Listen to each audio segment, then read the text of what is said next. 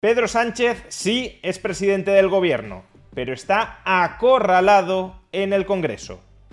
Veámoslo. El pasado 16 de noviembre, hace menos de 2 meses, Pedro Sánchez fue investido presidente del gobierno de España. Y en ese momento ya publicamos en este canal un vídeo alertando de que esta legislatura estaría marcada por 5 minorías de bloqueo. Es decir, 5 grupos políticos que tenían capacidad de bloquear la acción legislativa del gobierno, siempre y cuando, claro, PP y Vox, que son la oposición al gobierno, también votaran en contra. Esos 5 partidos, que cada uno de ellos constituye una minoría de bloqueo, no los 5 a la vez, sino cada uno de ellos por separado, son Esquerra Republicana de Catalunya, Junts per Catalunya, Bildu, PNV y Podemos. Pues bien, en la primera votación parlamentaria importante desde la investidura de Pedro Sánchez, esas minorías de bloqueo ya han entrado en juego. Ayer el Congreso de los Diputados tenía que convalidar 3 decretos leyes que habían sido aprobados un mes antes por el gobierno de Pedro Sánchez. Recordemos que en teoría el decreto ley solo se puede utilizar en casos de extraordinaria y urgente necesidad, pero el gobierno de Pedro Sánchez, como en gran medida también todos sus predecesores, lo emplean habitualmente como forma de anticipar la entrada en vigor de normas que confían que posteriormente serán convalidadas por el Congreso. Pero ayer esa convalidación no se dio en el caso de uno de estos 3 decretos y estuvo a punto de tampoco darse en el caso de los otros 2. Concretamente, ayer el gobierno intentó convalidar en el Congreso 3 decretos leyes. El primero, la llamada Ley Ómnibus, que transpone una directiva europea en materia de justicia y cuya implementación era necesaria para que la Unión Europea desembolsara, dentro de los fondos Next Generation, 10.000 millones de euros. El segundo, el decreto anticrisis, que pese a llamarse así, contiene una subida del IVA de la luz hasta el 10%, y una subida del IVA del gas hasta el 21% a partir de marzo.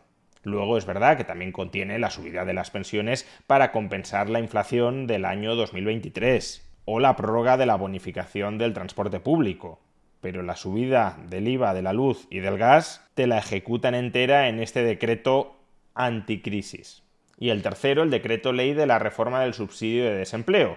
Una reforma que elevaba durante los 6 primeros meses el subsidio de desempleo, no la prestación, sino el subsidio de desempleo de 480 euros mensuales a 570 y que a partir del 6º mes los iba reduciendo progresivamente hasta, de nuevo, 480 euros y que además volvía compatible ese subsidio de desempleo con el empleo, es decir, una persona que encontraba empleo seguía cobrando el subsidio de desempleo durante 180 días. Se trata además de otra reforma que nos exige Europa para desembolsar los 10.000 millones de euros del siguiente tramo de los fondos Next Generation.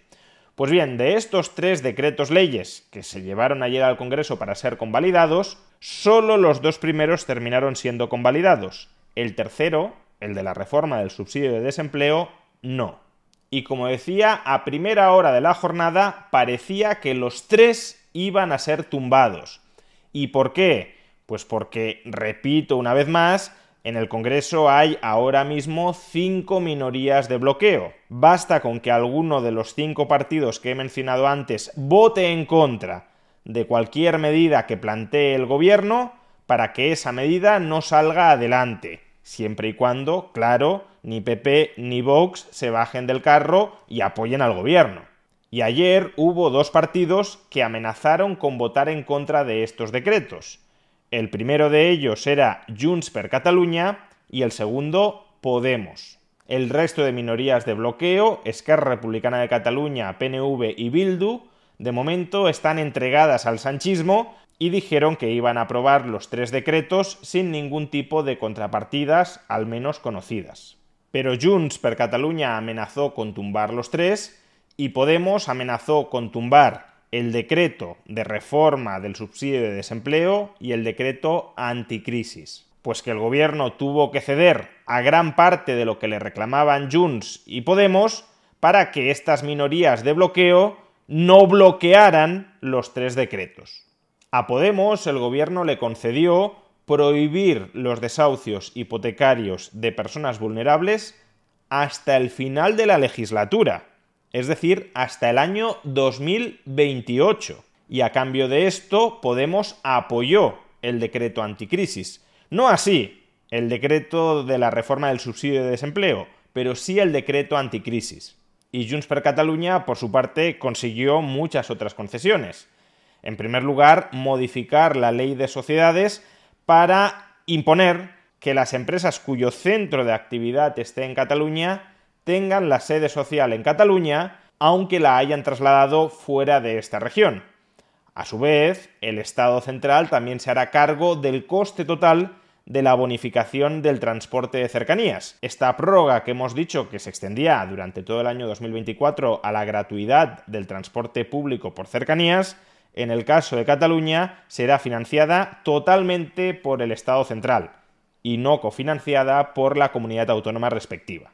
Además, el Estado también se ha comprometido a publicar los datos de balanzas fiscales interterritoriales, unos datos que no se publican en España, por desgracia, he de decir, desde el año 2014, de manera que no podemos saber cuál es el saldo fiscal de los residentes en una región española frente al conjunto del Estado, aunque sí sabemos que en el año 2014, hace una década, los ciudadanos que tenían un peor saldo fiscal frente al resto del Estado eran los que residían en Cataluña, Baleares y sobre todo Madrid.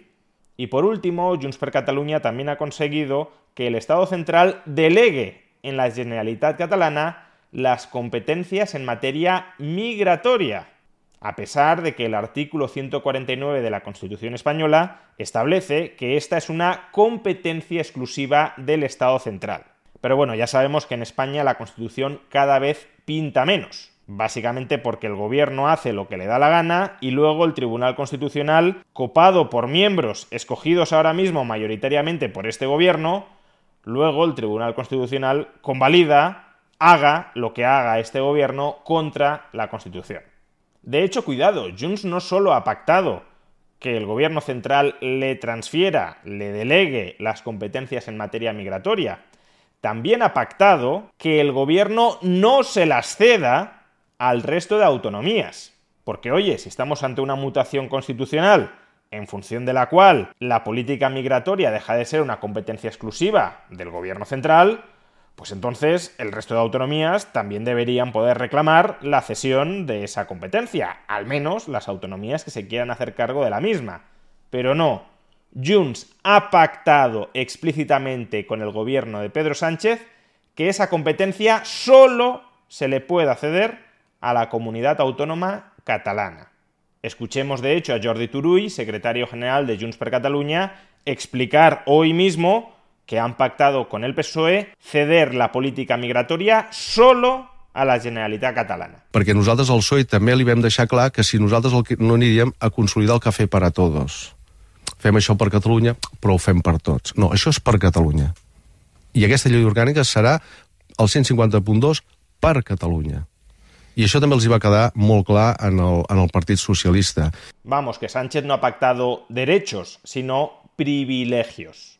Porque cuando no existe igualdad ante la ley, cuando unos tienen más derechos que otros, lo que existen son privilegios. Y cuidado, yo soy plenamente partidario de la mayor descentralización jurisdiccional posible, pero lo que no es admisible es que se pacte que el resto de regiones de España no puedan estar jurisdiccionalmente descentralizadas, que solo algunas regiones tengan acceso a esa descentralización competencial. En cualquier caso, a cambio de estas enormes cesiones en favor de Junts per Catalunya, Sánchez consiguió que Junts se abstuviera, más bien se ausentara, de la votación parlamentaria y gracias a ello se convalidaron 2 decretos, el decreto anticrisis y el decreto de la ley Ómnibus. Sin embargo, Podemos siguió votando en contra del decreto que reformaba el subsidio de desempleo y como Podemos también es minoría de bloqueo, aunque Junts se abstuvo, aún en el caso de que hubiese votado a favor, pero aunque Junts se abstuvo, el voto en contra de Podemos tumbó la reforma del subsidio de desempleo. En definitiva, después de las anteriores elecciones generales, se nos dijo, se nos repitió, con razón, que en una democracia parlamentaria no gana las elecciones aquel que saca más votos en esas elecciones. Gana las elecciones aquel partido que consigue reunir un número suficiente de diputados en el Congreso como para gobernar. Por mucho que el PP de Feijóo fuera la fuerza política más votada, si el PSOE de Pedro Sánchez consiguió recabar un mayor número de votos en el Congreso para investirlo presidente y gobernar a continuación, fue, en el fondo, Pedro Sánchez quien ganó las elecciones. Pero claro, si la máxima correcta es que gana las elecciones quien consigue gobernar, la pregunta que acto seguido deberíamos plantearnos es ¿gobernar cómo? Porque lo que ha quedado acreditado tras menos de 2 meses de gobierno es que la capacidad de gobierno de este Ejecutivo es una capacidad tremendamente precaria. Puede que en el Congreso hubiera una coalición de investidura suficiente, pero desde luego lo que no ha habido y lo que no hay hoy es una coalición de gobernabilidad suficiente. En cada votación en el Congreso, este gobierno se va a enfrentar a 5 minorías de bloqueo, algunas de las cuales no se sienten en absoluto interpeladas con la gobernabilidad de España. Junts per Catalunya, por ejemplo, quiere separarse del Estado español, y ellos mismos dicen que no van al Congreso a pactar leyes que sean buenas para el conjunto de España, sino que van a extorsionar al gobierno para que les siga dando competencias en ese camino hacia la independencia, pase lo que pase en el resto de España. Nosaltres som aquí per Catalunya, no som aquí per vostès o pel reino. En cada votación parlamentaria, este gobierno se va a enfrentar a 5 minorías de bloqueo que saben que pueden extorsionar cuanto quieran a este gobierno, porque el único objetivo que tienen los miembros de este gobierno, y sobre todo el que preside este gobierno, Pedro Sánchez, es la supervivencia política. Y a cambio de extender el plazo de esa supervivencia política, este gobierno está dispuesto a hacer lo que sea, caiga quien caiga.